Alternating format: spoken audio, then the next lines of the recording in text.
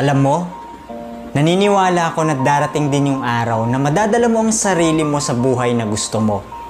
At ang maganda dito, hindi lang ikaw, kundi kasama pati ang mga mahal mo sa buhay. Kahit may mga taong nagdududa at humihila sa iyo pababa ngayon, hindi mo naman kailangan na may maniwala sa iyo at sa mga pangarap mo. Ang pinakamahalaga, ikaw mismo ang maniwala. Oo, ikaw. Tulungan mo ang sarili mo at maniwala ka sa sarili mong kakayahan.